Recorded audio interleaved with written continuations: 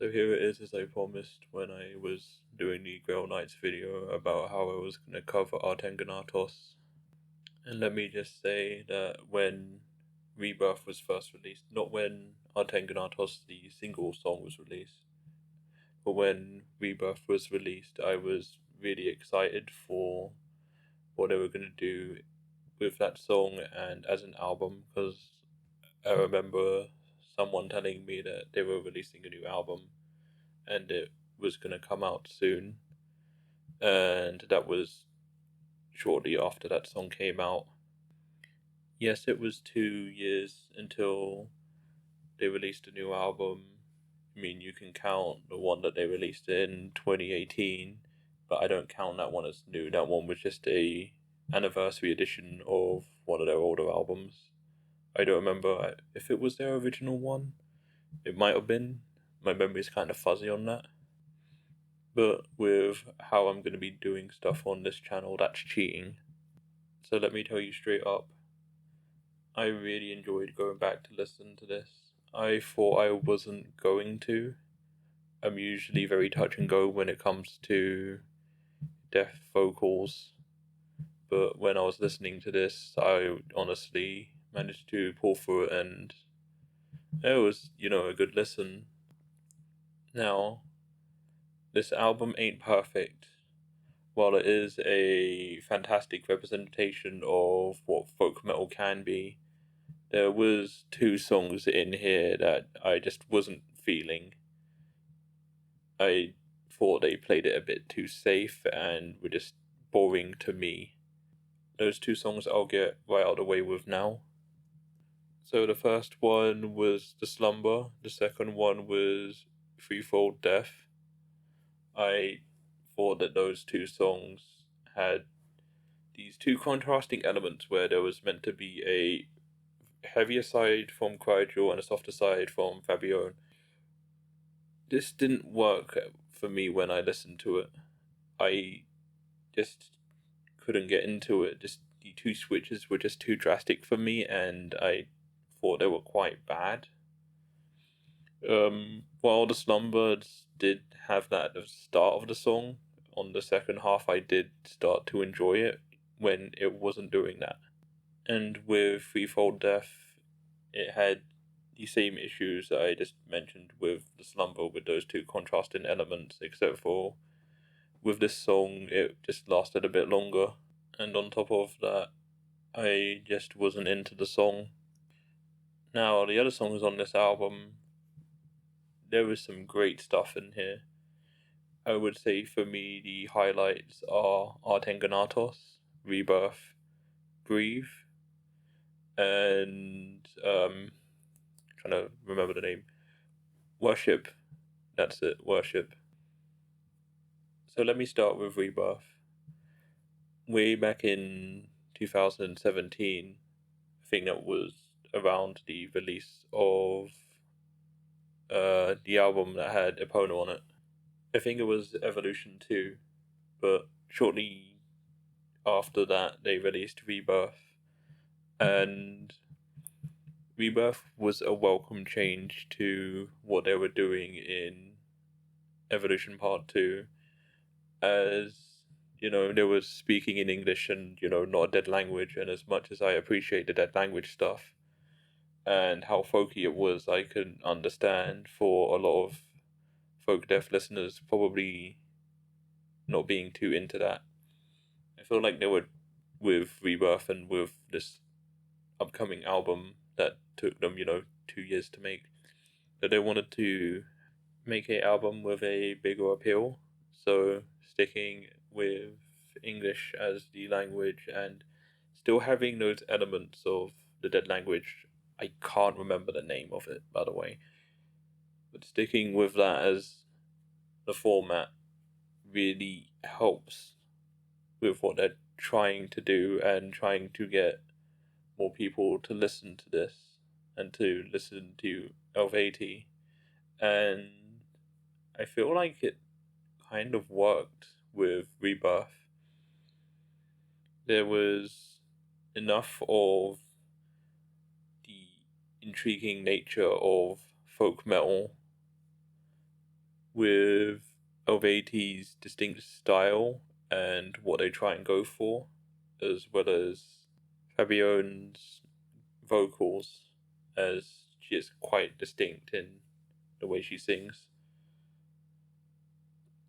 Now, as a song, Rebirth is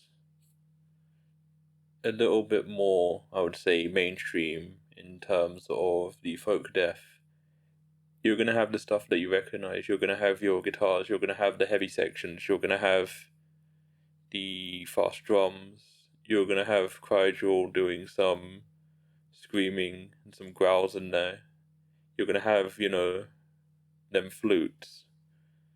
It's going to have what you need and what you expect when you hear folk death metal. You won't be surprised by this song instrumentally. You won't be surprised lyrically by this song.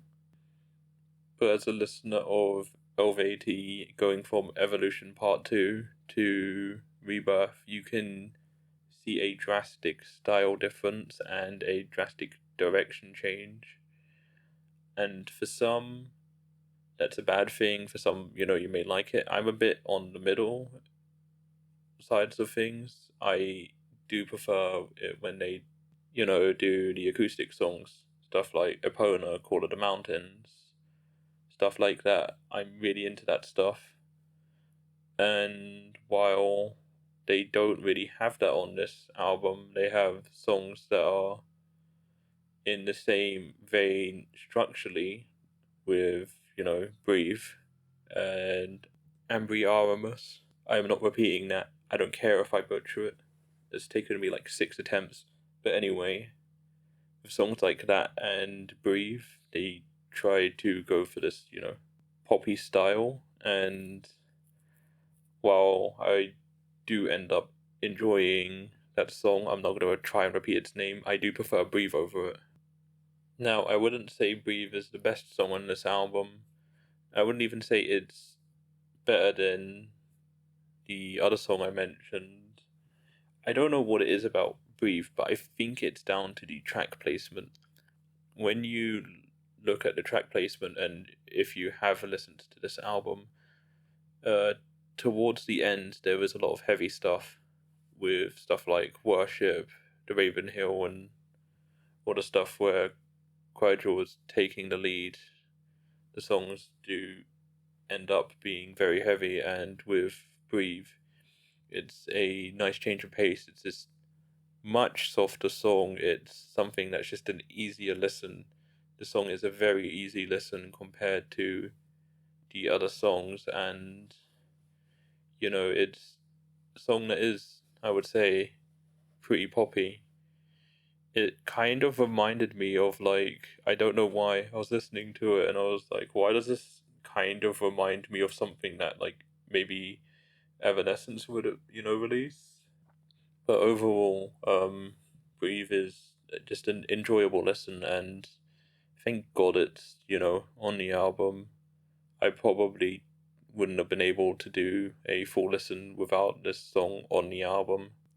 And since I mentioned Worship, this for me is probably Cryjewel's best work. The spoken intro with the little speech, it's fantastic, man. It's so goddamn good. It represents what the song's going to be going for. It sets you up for how the song's going to make you feel, the direction of the song, as well as the topic. That little speech, whoever's doing it, I don't know if Cryjewel's doing it, is so well put together and so well, voice acted and just done that it makes the song and propels it to, I would say, a higher level. Now with Cryjewel's vocals, I feel like he goes a little bit all out on this song, as he does have a pretty decent range in this song. Now, this song is simple when it comes to its structure. You're going to get to the chorus of this song and then to the next verse after that, and you've heard the song, but that doesn't really matter, considering that the chanting, Krygel's vocals, as well as the just oppressive nature of the song just combines into this unique listen that I would recommend. But I would say, you know what? You need to be in the mood for this song. You need to be in the mood for something as oppressive as worship. It is something that is just a really good listen, and I can't really recommend it enough. But I will give you that warning of, if this is your first time listening to Eluveitie and using this video, be warned that this one may not be for you. But it was for me, and I think a lot of other people. Another highlight that, Nathan had on this album being the title track, Ategnatos. The intro introduces what you're going to be hearing on the first song. On the end, you're going to hear it in Eclipse, which is the outro song. I don't remember off the top of my head, but you're going to hear that at the start. This album and this song introduces the concept of this album right off the start. The same thing with Worship. That's why I wanted to put it after Worship when speaking about this. The song, as well as Worship, does its good setup, and while I think Worship is longer than Ategnatos, while Ategnatos has this intro bit that is, I think, like over a minute long, and the song is, I think, like 2 minutes 40 or something around that length. It's gonna go there and it's gonna do its thing, and it's going to be, I'm gonna say, a little bit over the top in the folky side. Krygel and Fabian are both present in this song. Krygel more than Fabian. But this was the first time I really heard Krygel be a little bit more out there with his vocals. I never really went to listen to some of their old stuff, but after listening to Ategnatos I did. But I much prefer the direction that he's doing vocally in this song and in this album compared to the older stuff. And with my final highlight, I just want to mention Deathwalker for bringing more spotlight into my favorite instrument, being the hurdy-gurdy. This giant ass violin looking thing that's just stupid, but it's just really soothing to hear, and they play it at a stupidly high rate that you're not really supposed to. That thing's supposed to be played slow. But I'm just really happy to see the hurdy-gurdy getting repped, and Deathwalker's a pretty good song. And honestly, the only reason I'm mentioning it is because I, really like that instrument. Now, there is an honorable mention I want to give, and that is the Ravenhill. I don't know why, but the transition between, the verses to the chorus, I found super weird and kind of intriguing. Now, I didn't end up really loving the Ravenhill. I thought the song was pretty good.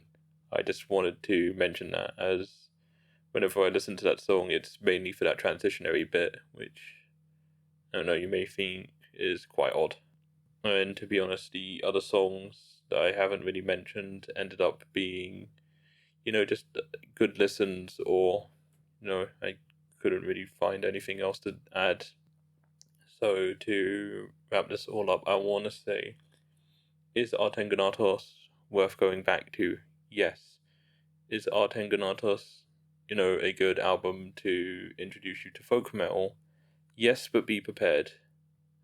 If you were to show Ategnatos to someone, trying to get into the genre, I would say start off with, something like Breathe. The other one that I butchered heavily, and then maybe like show them the heavier stuff from there.